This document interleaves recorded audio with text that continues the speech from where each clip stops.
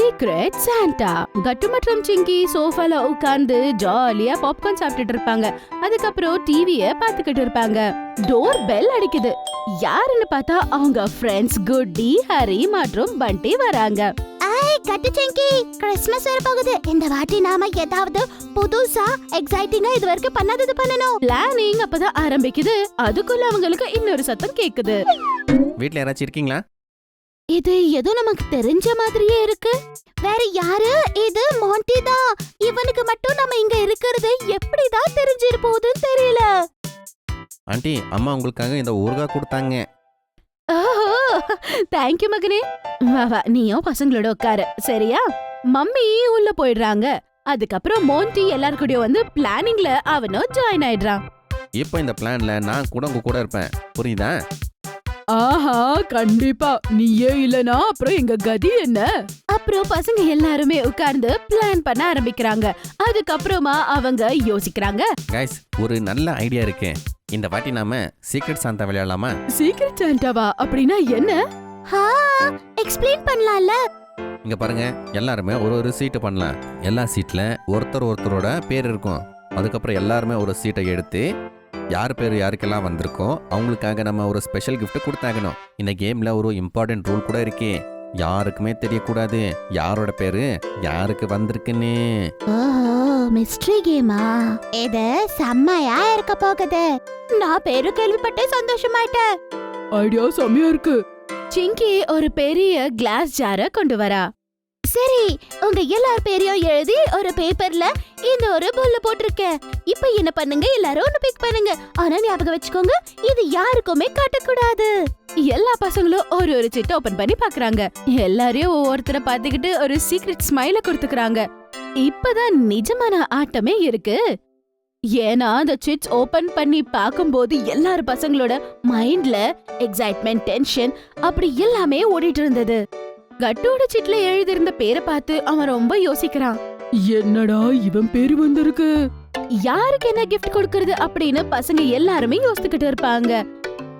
அந்த நேரத்துல அப்பா உள்ள வராரு. அட, என்ன விஷயம்? இன்னைக்கு எல்லாருமே ஒன்னா சேர்ந்து உக்காந்துருக்கீங்க. எனக்கு என்னமோ பெரிய பிளான் போய்கிட்டே இருக்கிற மாதிரி தோணுது. ஆமா அப்பா, இந்த வாட்டி நாங்க கிறிஸ்மஸ் செலிப்ரேஷனை இன்னுமே ரொம்ப நல்லா புது விதமா நாங்க செலிப்ரேட் பண்ணணும்னு நினைக்கிறோம். வா, நல்ல விஷயம். சோ கிறிஸ்மஸுக்கு என்ன பண்ண போறீங்க? சிங்கி மற்றும் பசங்க எல்லாருமே சேர்ந்து அவங்களோட சீக்ரெட் சாண்டா பிளானிங்க அப்பாக்கு சொல்றாங்க. அத கேட்டதும் அப்பா கூட ரொம்பவே எக்ஸைட் ஆகுறாரு. அடேங்கப்பா குழந்தைங்களா, இது ரொம்ப நல்ல ஐடியா. மாண்டி, நீ ஒரு நல்ல ஐடியா கொடுத்திருக்க. ஆனா உங்களோட கிஃப்ட நீ எங்க வைப்ப? ஆமா அப்பா, என்ன பண்றது? இத பத்தி நாங்க யோசிக்கவே இல்ல. ஒன்னும் பரவாயில்ல, அதை எல்லாத்தையும் நான் பாத்துக்கிறேன். ஒரு பெரிய கிஃப்ட் பாக்ஸ பார்க்கோட கிறிஸ்மஸ் ட்ரீக்கு பக்கத்திலே வச்சிடலாம். அவங்க சாயங்காலம் வரைக்கும் அவங்க கிஃப்ட பாக்ஸ்ல போடட்டும். அட, நமக்கு இப்போ நேரமே இல்ல. சாயந்தரம் வரைக்கும் தான் நேரம் இருக்கு. வாங்க வாங்க, சீக்கிரம் போய் நம்ம கிஃப்ட் ரெடி பண்ணணும். எல்லா பசங்களும் யார் யாருக்கு என்ன கிஃப்ட் கொடுக்கறது அத பத்தி யோசிக்கிறதுக்காக எல்லாருமே அங்க இருந்து கிளம்பிடுறாங்க. ஆனா கட்டு மட்டும் அங்கே நின்னுட்டு இருப்பான். அவனுக்கு கவலையே இல்ல. என்ன கிஃப்ட் கொடுக்கணும்னு யோசிச்சு கவலைப்பட வேண்டிய தேவையில்ல. ஏதோ ஒன்னு கொடுத்து விடலாம் அப்படின்னு நினைச்சு அவன் அங்கிருந்து கிரிக்கெட் விளையாட போயிடுறான். கிரிக்கெட் ஆடும்போது அவனோட பால் கிராக் ஆயிடுது. ஓ நோ, என் பால் இப்படி பாழாயிடுச்சு. அப்பா வேற இப்பதான் வாங்கி கொடுத்தாரு. என்ன பண்றது? கட்டு பால் என்ன பண்றது அப்படின்னு யோசித்துக்கிட்டு உட்கார்ந்துட்டு இருந்தான். அந்த நேரத்துல அவனுக்கு ஒரு ஐடியா வருது. வாவ், என்ன மாதிரி ஒரு ஐடியா வந்துச்சு பாரு. நான் இதையே பேக் பண்ணி அவனுக்கு கொடுத்துடுறேன். கட்டு சீக்கிரமா சிங்கி கிட்ட பேக்கிங் பேப்பரை வாங்கிக்கிட்டு அந்த பேக்கிங் மட்டும் ரொம்பவே அழகா கிராக் பால உள்ள வச்சு பேக் பண்ணிடுறான். வாவ், பேக்கிங் செம்மையா பண்ணிருக்க. என் கிஃப்ட் ரெடி ஆயிடுச்சு. பேக்கிங் பார்த்து எனக்கு தோணுது நிஜமாலே ரொம்ப நல்ல கிஃப்ட் அப்படின்னு. கொஞ்ச நேரத்திலேயே ஹரி, குட்டி, மோன்டி, பண்டி எல்லாருமே அங்க பார்க் ஏரியாக்கு வந்துடுறாங்க. அப்புறம் யாருக்குமே காட்டாம எல்லா கிஃப்ட்ஸும் அவங்களோட பாக்ஸ்ல வச்சிடுறாங்க. கொஞ்ச நேரத்திலே அங்க சிங்கி கூட அவளோட கிஃப்ட அதுல வச்சிடுறா. சாயந்தரம் ஆனதும் சொசைட்டில இருக்க எல்லாருமே ஒன்னா சேர்ந்து பார்க்க வராங்க. 4 பக்கமும் கிறிஸ்மஸ் லைட்ஸ் எரிஞ்சிட்டு இருந்தது. பசங்க எல்லாருமே ரெட் கலர் கிறிஸ்மஸ் ட்ரெஸ்ஸஸ்ல அவ்வளோ அழகா இருந்தாங்க. அப்பதான் அப்பா ஒரு அனௌன்ஸ்மெண்ட் பண்றாரு. வாங்க குழந்தைகளா, இந்த வாட்டி நீங்க எல்லாருமே ரொம்ப கஷ்டப்பட்டு அவங்கவுங்க ஃப்ரெண்ட்ஸுக்கு சர்ப்ரைசிங் கிஃப்ட் கொடுக்கறதுக்கு யோசிச்சிருக்கீங்க. அதனால உங்க எல்லாரோட கியூட்டான கிஃப்டை எடுத்துக்கிட்டு சாந்தா வந்திருக்காங்க. அதே நேரத்துக்கு சாண்டா பெல் அடிச்சுக்கிட்டு அவரோட பெரிய பேக்ல எல்லா பசங்களோட கிஃப்ட்ஸும் வச்சுக்கிட்டு பாட்டு பாடிட்டு அவரு அங்க வராரு. அதுக்கப்புறமா அவரை பார்த்ததும் பசங்க எல்லாம் எக்ஸைட் ஆயிடுறாங்க.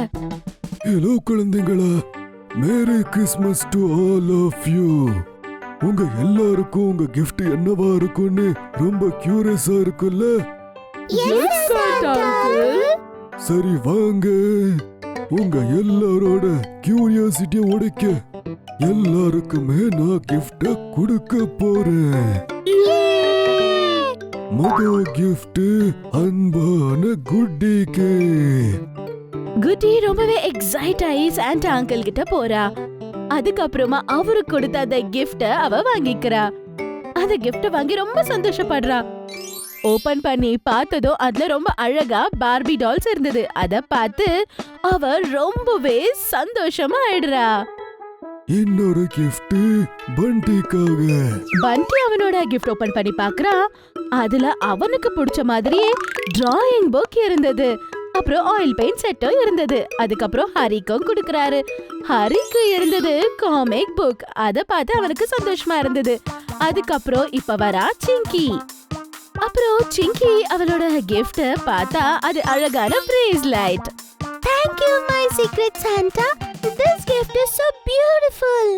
இப்ப கட்டுக்கு கிஃப்ட் கொடுக்கறாங்க. அதுல ஒரு கஸ்டமைஸ் கேப் இருந்தது. அது மேல கட்டு சாம்பியன் எழுதி இருந்தது. அப்புறம் அது கூட அவனுக்கு ஒரு அழகான பால் கூட கிடைக்குது. லாஸ்ட் கிஃப்ட் மோண்டிக்காக. வா மோண்டி, உன்னோட கிஃப்ட எடுத்துக்கோ. அப்புறம் மோண்டி அவனோட கிஃப்ட் ஓபன் பண்ணி பார்க்கறான். அந்த கிஃப்ட் பார்த்ததும் அவன் முகமே வாடி போச்சு. அவனோட கிஃப்ட் பேக்கிங் மட்டும் அவ்வளோ நல்லா இருந்தது. ஆனா அந்த பால் மட்டும் உடைஞ்சு போயிருக்கும். அத பார்த்ததும் அவனுக்கு ரொம்பவே கவலையா இருந்தது. ஒன்னும் பரவாயில்ல மோண்டி, கிஃப்ட் கிஃப்டா தான் இருக்கும். மோண்டியை சந்தோஷப்படுத்துறதுக்காக சாண்டா அவனுக்கு ஒரு சாக்லேட் ஒரு கேக்கும் கொடுக்கறாரு. ஆனாலும் மோண்டி ரொம்பவே கவலையா இருந்தான். அப்புறம் பசங்க எல்லாருமே கிறிஸ்மஸ் ஈவினிங் அவங்க கிஃப்டோட என்ஜாய் பண்ண ஆரம்பிச்சாங்க. ஆனா மோண்டி ரொம்ப கவலையா உட்கார்ந்து இருந்தான். அவன் சேடா உட்கார்ந்து இருக்கிறத பார்த்து மோண்டிக்கு கவலையா இருக்கு. மோண்டி, ஏன் அவ்ளோ கவலையா இருக்க? நீ உன்னோட கிராக்ட் பால விசிறி அடிச்சிடு. நான் உனக்கு என்னோட பால் தரேன். ஏன்னா எனக்கு டபுள் கிஃப்ட் கிடைச்சிருக்கு. இல்லை கட்டும், இந்த பால் உனக்காக தான் நான் வாங்கினேன். இதை வச்சு நீ நல்லா பாலிங் பண்ணு. என்னது? என்னோட சீக்ரெட் சாண்டா நீயா? ஆமா. அத கேட்டதும் கட்டுக்கு இன்னுமே ரொம்ப கவலையாயிடுச்சு.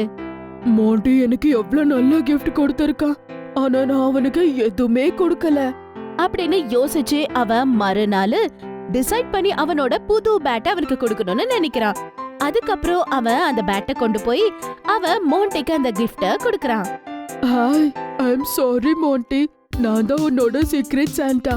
ஆனா நான் உனக்கு நல்ல கிஃப்ட் கொடுக்கல. இது வாங்கிக்கோ, புது பேட். அதுக்கப்புறம் இது புது பால். அப்படியெல்லாம் இல்லை கட்டும், நீ இப்போ என் கூட விளையாடியே ஆகணும். அப்புறம் பசங்க 2 பேருமே தோல் மேல கை போட்டுக்கிட்டு கிரிக்கெட் விளையாட கிளம்பி போயிடுறாங்க. ஒருவேளை உங்களுக்கு எங்களுடைய வீடியோஸ் பிடிச்சிருந்ததுன்னா அதை லைக் பண்ணுங்க, கமெண்ட் பண்ணுங்க, அப்புறம் எங்க சேனலை சப்ஸ்கிரைப் பண்ணுங்க.